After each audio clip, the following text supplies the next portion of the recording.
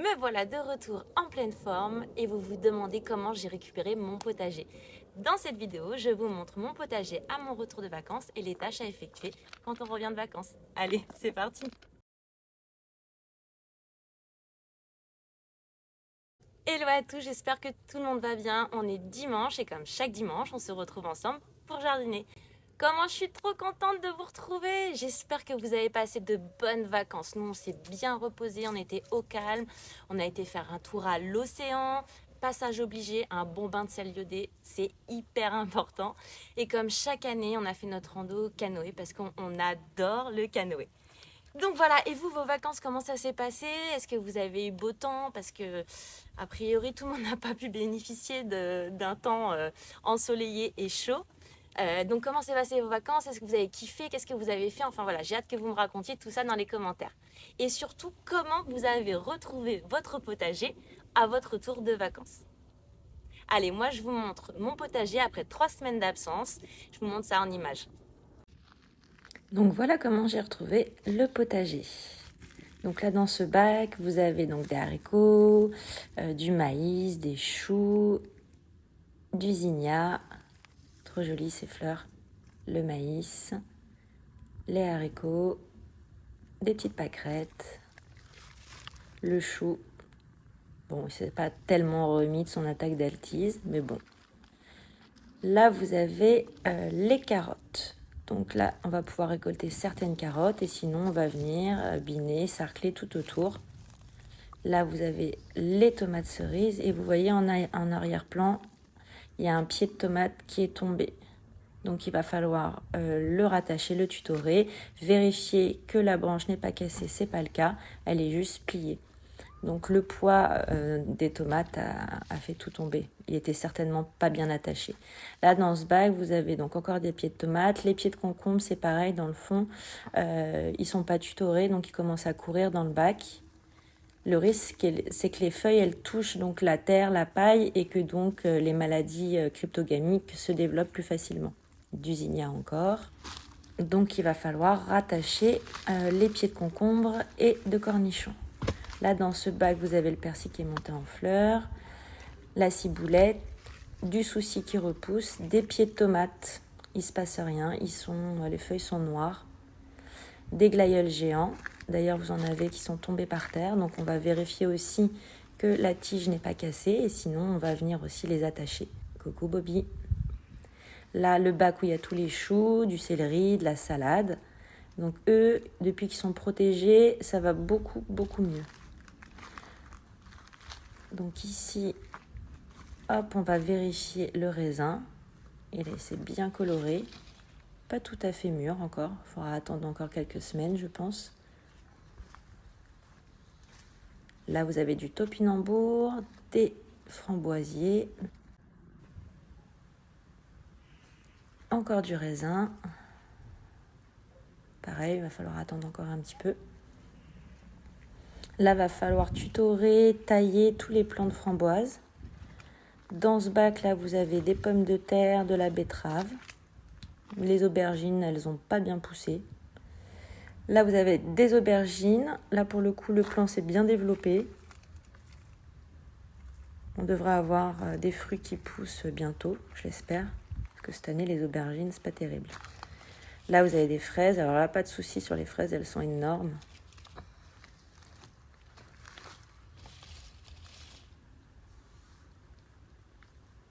Globalement, franchement, le potager, il est en bon état. Après 3 semaines d'absence, bon là, vous avez une salade romaine qui est montée en fleurs. Je récupérerai les graines.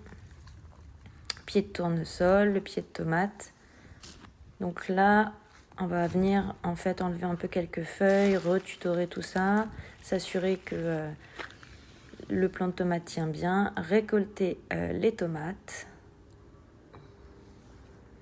Ça, c'est des noirs de Crimée, mes tomates préférées. Vous voyez, il y a des taches sur les feuilles. Donc, il va falloir enlever toutes ces taches. Donc, enlever les feuilles. Là, pareil, on va récolter les tomates. Là, vous avez de l'aneth qui est montée en fleurs. On va regarder si on a quelques branches d'aneth à récolter. Un tournesol. Et pareil, il a tellement plu qu'en fait, les racines se sont décollées avec le poids. Pareil pour ici. Donc on va venir retutorer tous les plants. Dans ce bac, vous avez haricots, zinnia, cosmo, le melon. Regardez le bébé melon. Donc là, vous en avez un autre qui est caché derrière toutes ces feuilles et un qui pousse tranquillement sur le thym. Vous avez les bleuets qui ont fané et donc on va pouvoir récolter les graines. Hop. Allez, on ressème directement. Les haricots verts qui se sont fait manger.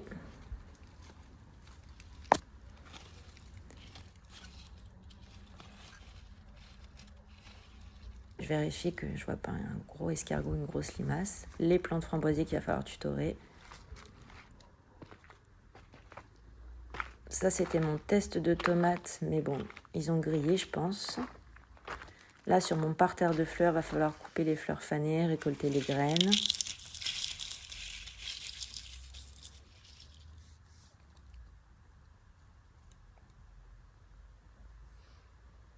On va récolter aussi la lavande. La capucine a bien profité.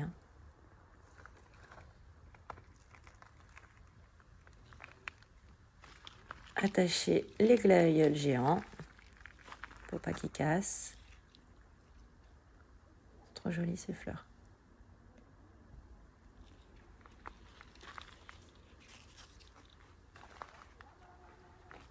Alors, allons voir de l'autre côté.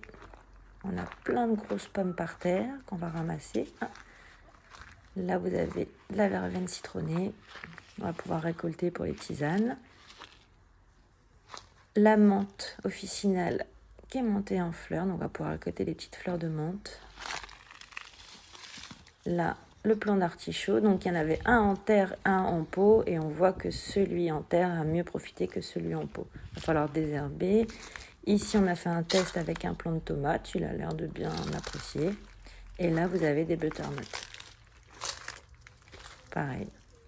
Ça a l'air de bien se passer. Mais globalement, on voit bien qu'on a un mois de retard sur les légumes au potager par rapport aux autres années et leur développement. Alors peut-être qu'on va avoir un mois de septembre extrêmement beau. Le pommier. Pouvoir faire des compotes, des tartes aux pommes. C'est pas une pomme qui va se manger, on va dire, crue. C'est plutôt une pomme à cuisiner. La menthe médicinale. Alors ça, c'était mes semis que j'ai fait avant de partir. Mais il a tellement plu que quand je suis revenue, les bacs étaient remplis d'eau. Là, vous avez un potimarron. Des pieds de tournesol. Alors ça, c'est mon figuier. C'est ma belle-sœur et mes nièces qui m'ont offert ça pour mon anniversaire. On le plantera cet automne. Alors, encore des tournesols.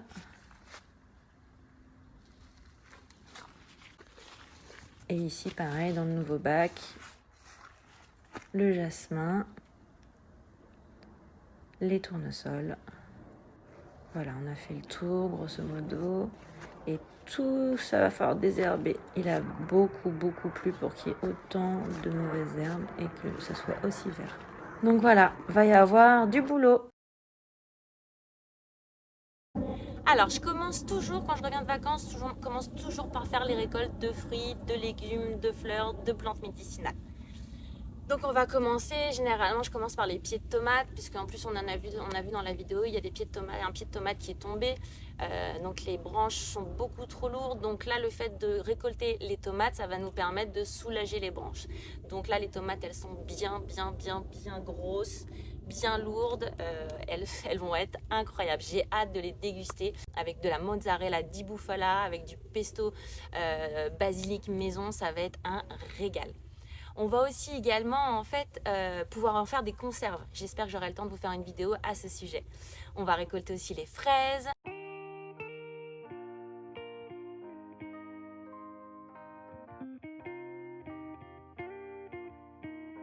Les haricots.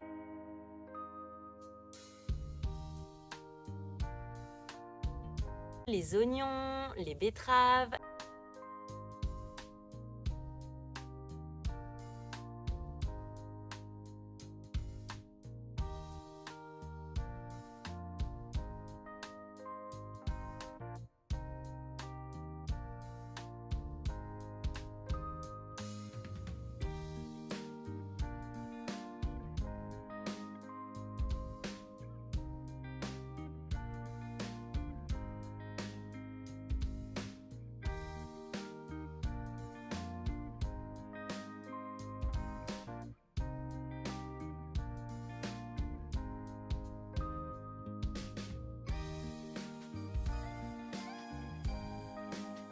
la laitue, le basilic, les pommes, la lavande, le thym, le romarin, les noisettes.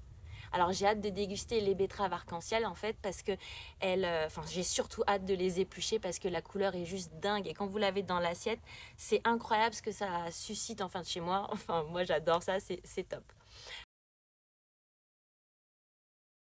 Donc maintenant qu'on a tout récolté, on va passer à l'entretien. Et on commence par le taillage, le tutorage. On va donc tailler, tutorer les plants de tomates en priorité. On va enlever les branches abîmées. Les branches sur lesquelles toutes les feuilles sont abîmées aussi, on va venir couper. Donc il y a certains plants qui vont se retrouver un peu tout nus. Mais ça sera pour repartir encore mieux.